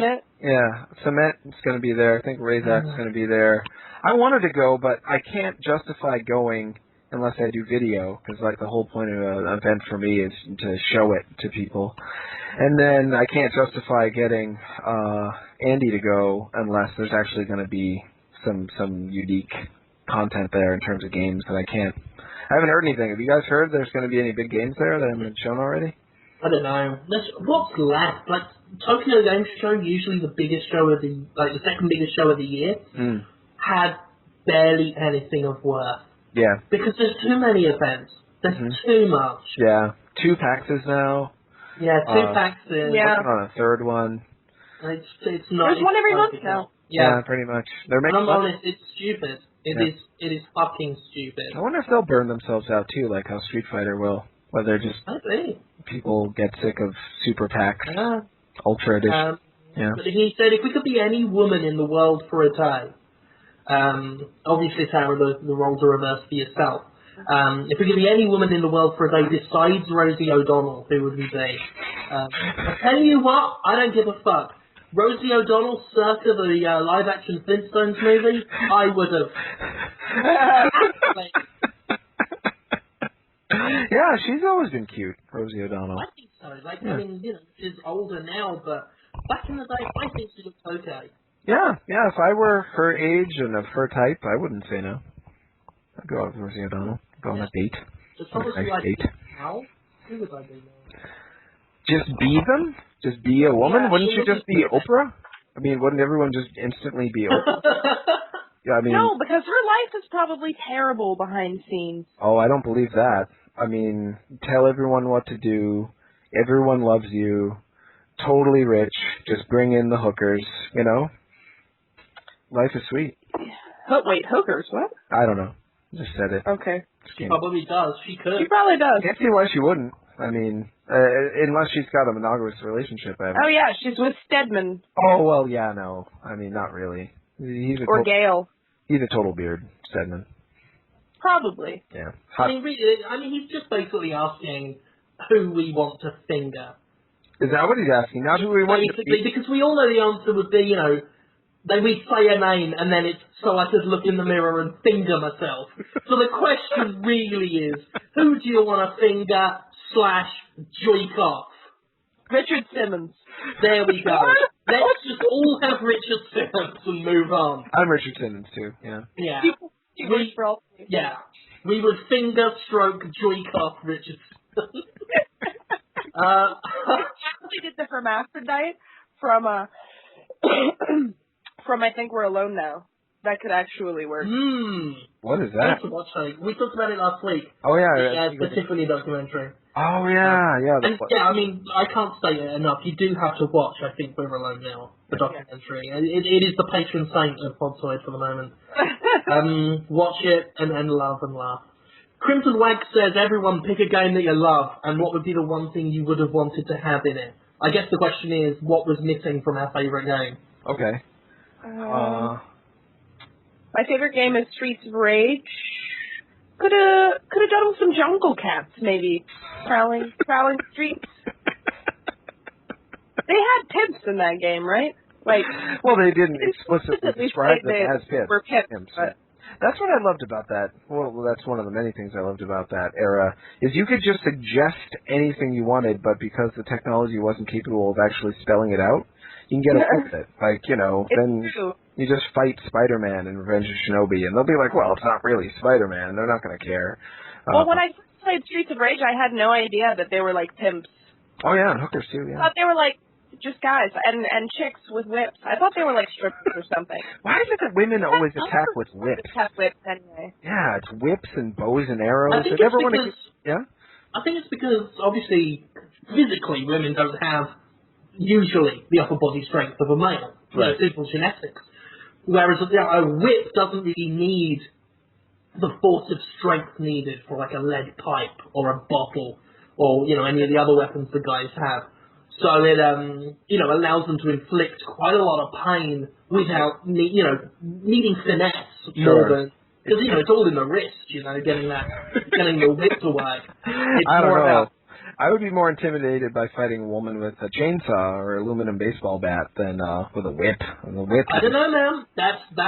That's your fatal flaw, because you would be less scared. But a chainsaw requires distance and is unwieldy to use. Or distance to be closed, and is unwieldy to use. A woman with a whip, you won't get near her. Because she'll whip me? It'll be like the Falklands War. The thing is, but you could easily charge somebody with a whip. Even if you get hit once, you could still grab hold of them. Not if they've got a gun. Well, Jim, if you were given a chainsaw... Not if the whip had a gun at the end of it. Well, you don't know. You never got close enough. If you have to choose between a chainsaw, a baseball bat, or a whip to defend yourself, Jim, which would you choose? Did I have a gun on the end of the whip? So that when I whipped the whip gun, it was gun shoot. And if you wanted to just but again, I'm not a woman. You're not, but we're all women, kind of. I mean, what I mean compared is, to The Rock, we're all women. genetically, I have, the upper strength that would let me use a chainsaw a lot more, like, What if you were efficiently. fighting rock? If I were a woman, I might not want to carry a fucking heavy chainsaw when I could get a whip and just whip the rock's eyes out. It's a skill weapon. It's a lot more. It takes a lot more skill than brute strength to use the whip. And women are more skilled than men at whipping out eyes. They do it with distance weapons too. Like for some reason, they always give women bows and arrows, and the guys get guns. It's the same thing. Yeah, I think Women can't use the gun. Women can't use no guns. Women's. You could use like a pistol. Yeah, like Resident Evil. I'm sure if you trained, you could use like a Glock or something. Well, again, I mean, it's all down to like there's a lot of force with a gun. I think it's just that basic sort of stereotypical traditional view of women being more skillful and men being more forceful. You know, a gun is like a heavy metal dull object, big bang, kaboom, you know, recoil. Whereas a bow, silent, skillful. We're dainty, helpless creatures. Oh, yeah. I mean, that is how women are represented in media. In general, sure.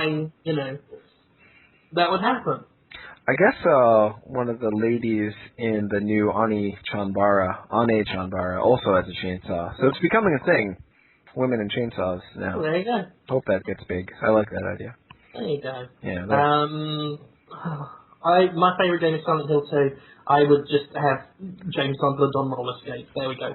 I didn't answer that question. I forgot. Did you? Oh, I'm sorry. Oh, that's all right. I would add bigger, like the ability to zoom out and 2-player simultaneous multiplayer to Mega Man 2. Oh, there you go. That'd be fun. Pink Ranger says, "Why are you guys so fucking awesome?" Aww. I just don't give a shit. I don't know what I'm doing. I just come home from an exhausting day job and try to hold a conversation with you guys, and I love it. Just lucky to be here. I'm Jim. Arrogant.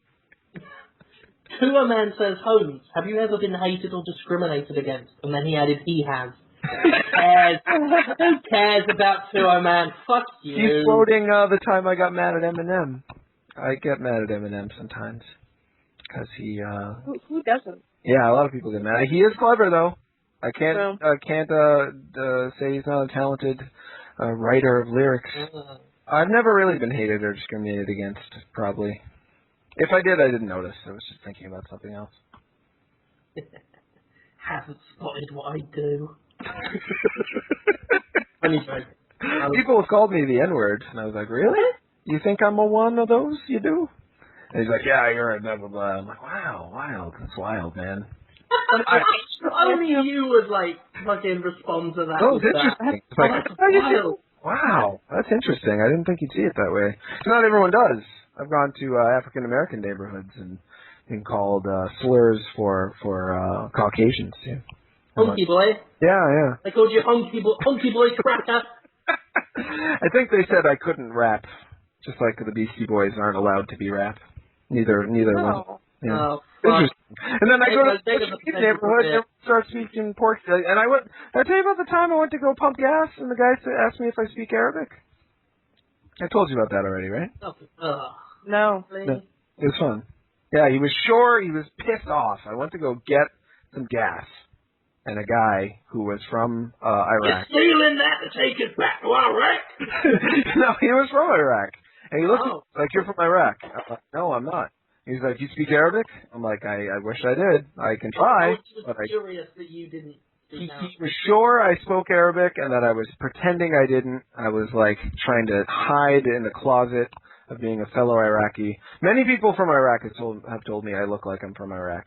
And I don't see that, but then I guess I'm not Iraqi. Yeah, I know. I'm surprised. I was complimented, though.